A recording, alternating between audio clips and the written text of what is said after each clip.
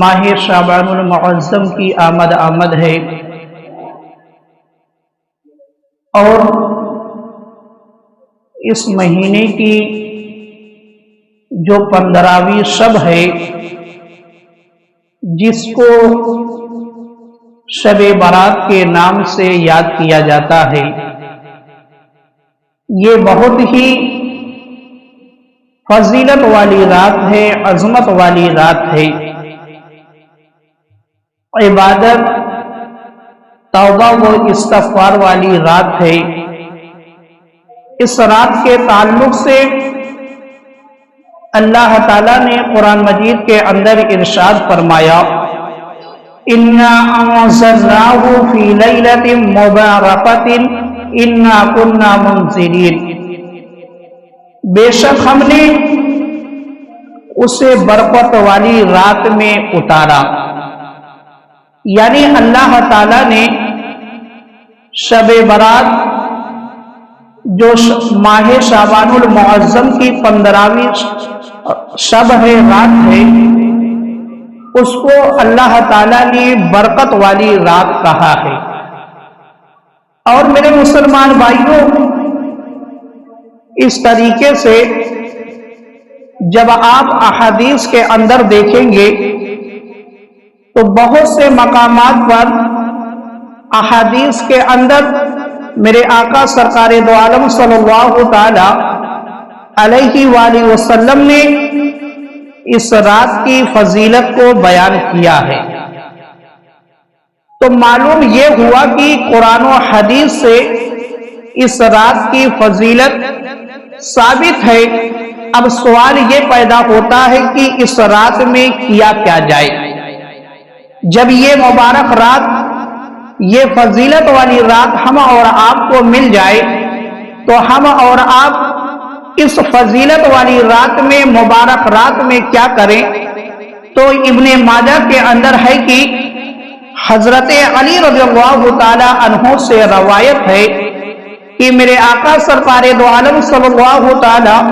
علیہ وآلہ وسلم نے ارشاد فرمایا، جب شعبان المعظم کی 15ویں رات آئے تو اس کی شب میں قیام کیا جائے۔ یعنی جب ہم اور آپ کو ماہ شعبان المعظم کی 15ویں شب مل جائے تو میرے آقا فرماتے ہیں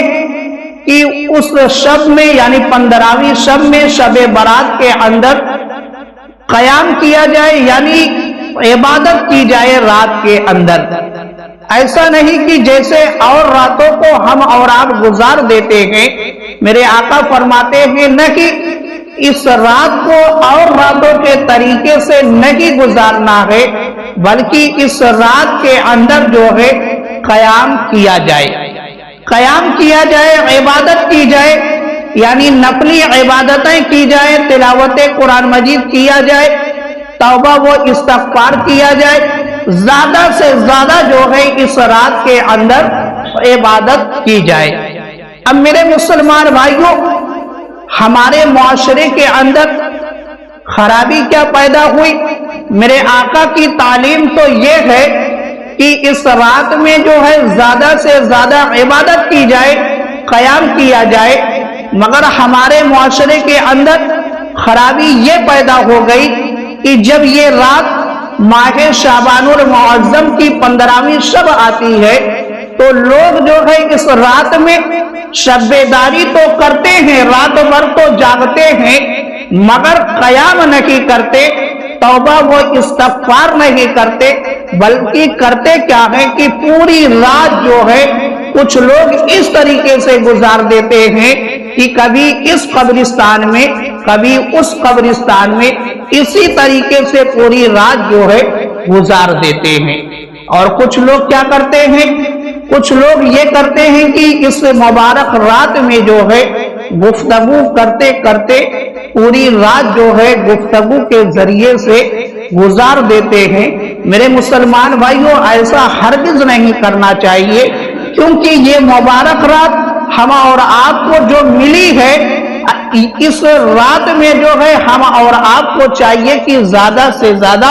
عبادت کریں، نفلی عبادتیں کریں، توبہ و استغفار کریں، قضائے عمری پڑھیں، یعنی جو نمازیں ہماری قضا رہ گئی ہیں اس کو ادا کیا جائے، تلاوت کی جائے، توبہ و استغفار کیا جائے، پوری رات جو ہے سیر و تفریح کے ذریعے سے نہ گزار دی جائے۔ اور آگے میرے آقا سرکار دو عالم صلی اللہ تعالی علیہ وآلہ وسلم نے فرمایا اور دن میں روزے رکھے جائیں، یعنی رات پوری جو ہے عبادت میں گزار دی جائے، اور جب 15واں دن آ جائے ماہ شعبان المعظم کا تو وہ دن جو ہے روزے کی حالت میں گزارا جائے۔ اور آگے میرے آقا نے فرمایا، اس رات کی فضیلت میں میرے آقا نے فرمایا کیونکہ اس رات اللہ تعالی غروب آفتاب کے وقت اپنی شان کریمی کے مطابق آسمان دنیا پر نزول فرماتا ہے، یعنی جیسے ہی 15ویں شب شروع ہوتی ہے اللہ تعالیٰ جو ہے اپنی شان کے مطابق آسمان دنیا پر نزول فرماتا ہے، اور نزول فرمانے کے بعد جو ہے اعلان یہ ہوتا ہے کہ کوئی بخشش اور مغفرت کا طلبگار ہے، یعنی مغرب کے بعد سے ہی جیسے ہی رات شروع ہوتی ہے 15ویں، اسی وقت سے جو ہے یہ اعلان شروع ہو جاتا ہے۔ تو میرے مسلمان بھائیو یہ بہت ہی قیمتی لمحہ ہوتا ہے، کیونکہ اور راتوں میں ہوتا ایسا ہے کہ تہجد کے وقت میں جو ہے دعا قبول ہوتی ہے، اور یہ موقع دعا قبول ہونے کا موقع، نزول کا موقع تہجد کے وقت میں ہوتا ہے، مگر شب برات کا موقع ایسا ہے کہ مغرب کا وقت جیسے ہی شروع ہوتا ہے، رات کی جیسے ہی ابتدا ہوتی ہے، اسی وقت سے جو ہے یہ اعلان شروع ہو جاتا ہے۔ اور اعلان کیا ہوتا ہے کہ میرے مولا کی طرف سے یہ اعلان ہوتا ہے کہ کیا کوئی رزق لینے والا ہے کہ اسے رزق دیا جائے، یعنی اللہ کی طرف سے یہ اعلان ہو رہا ہے کہ اے میرے بندو، اگر تمہیں رزق چاہیے تو مجھ سے مانگ لو، اگر تمہیں رزق چاہیے تو مجھ سے مانگ لو۔ اور یہ بھی اعلان ہوتا ہے کہ کوئی مصیبت کا مارا میں اس کی مصیبت کو دور کر دوں، یعنی اگر کوئی مصیبتوں میں گرفتار ہے اور یہ چاہتا ہے کہ میری مصیبت جو ہے دور ہو جائے تو وہ اللہ کی بارگاہ میں دعا کرے، میرا مولا فرماتا ہے کہ میں اس کی مصیبت کو دور کر دوں گا۔ اور یہ بھی اعلان ہوتا ہے کہ اگر کوئی پریشان ہے، پریشانی سے چھٹکارا چاہتا ہے، اس کی پریشانی بھی دور کر دی جائے گی۔ اسی طریقے سے جو ہے پوری رات میرے مولا کی طرف سے یہ اعلان ہوتا رہتا ہے، یہاں تک کہ صبح صادق کا وقت آ جاتا ہے، یہاں تک کہ صبح صادق کا وقت آ جاتا ہے، یعنی اس رات میں جو ہے کثرت سے لوگوں کو مغفرت کا پروانہ ملتا ہے، کثرت سے لوگوں کو رزق ملتا ہے، کثرت سے لوگوں کو جو ہے مصیبتوں سے آزادی ملتی ہے۔ اور یہ رات ایسی رات ہے کہ اس رات میں بے شمار لوگوں کو جو ہے مغفرت کا پروانہ دیا جاتا ہے۔ میرے آقا فرماتے ہیں کہ اس رات میں جو ہے بنو کلب کی بکریوں کے بالوں کے برابر جو ہے بلکہ اس سے زیادہ لوگوں کو جو ہے مغفرت کا پروانہ دیا جاتا ہے۔ اب یہ بنو کلب جو ہے ایک قبیلہ تھا جو کثرت کے ساتھ جو ہے بکریاں پالا کرتے تھے۔ اب آپ اندازہ لگائیں کہ میرے آقا فرماتے ہیں کہ بکریوں کے بالوں سے زیادہ، اب بنو کلب کثرت سے بکریاں پالنے والا قبیلہ، اور بکریوں کے جسم پر کتنے بال ہوتے ہیں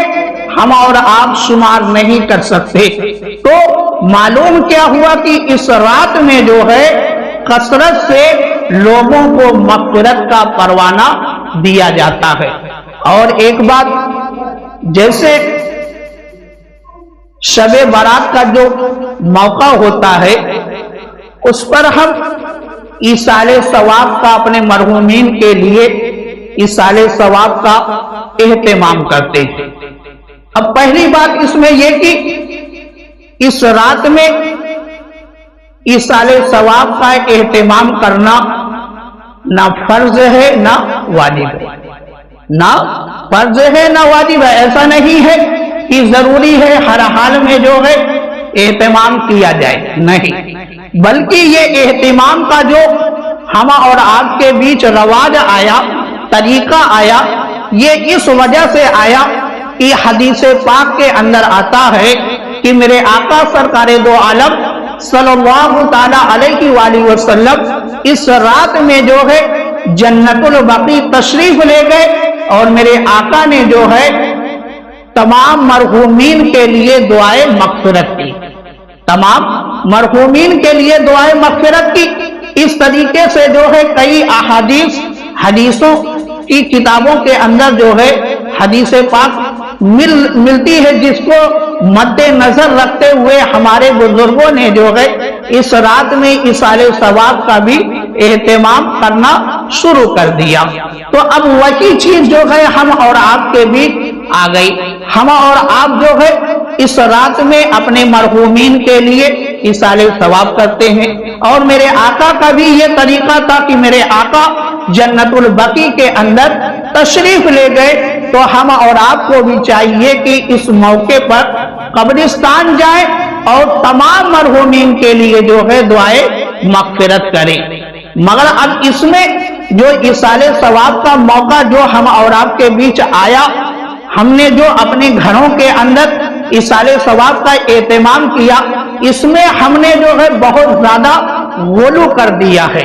یعنی اس کو اتنا زیادہ ہم نے وروج دے دیا کہ ایسا لگتا ہے کہ اس رات میں جو ہے ایصال ثواب کا اہتمام کرنا فرض ہے۔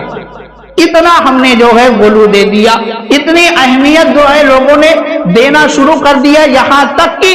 اگر کوئی شخص جو ہے اس رات میں اہتمام نہیں کرتا ہے تو لوگ اس پر طرح طرح کے فتوے لگاتے ہیں۔ میرے مسلمان بھائیوں، ایسا ہرگز نہیں کرنا چاہیے، کیونکہ اس رات میں ایصال ثواب کا اہتمام کرنا نہ فرض ہے نہ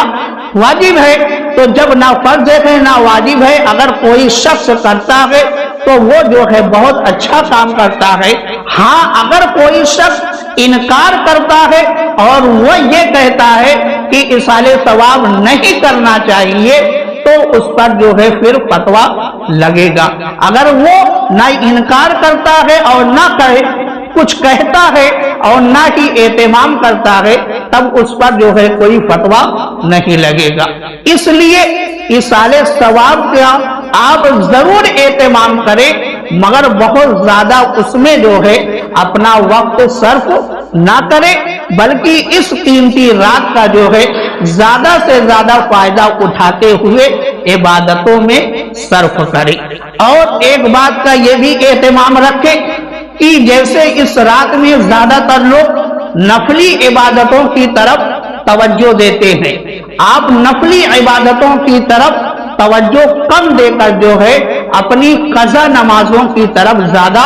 توجہ دیں۔ کیوں؟ کیونکہ اگر آپ اپنی قضا نمازوں کی طرف توجہ دیں گے، قضا نمازوں کو ادا کریں گے، تو اللہ تعالیٰ جو ہے آپ کو نفلی عبادتوں کا بھی ثواب عطا فرما دے گا۔ اس لیے جو ہے زیادہ قضا نمازوں کی طرف جو ہے توجہ دی جائے، اس کا اہتمام کیا جائے، اس کو جلد سے جلد جو ہے ادا کرنے کی کوشش کی جائے۔ ابھی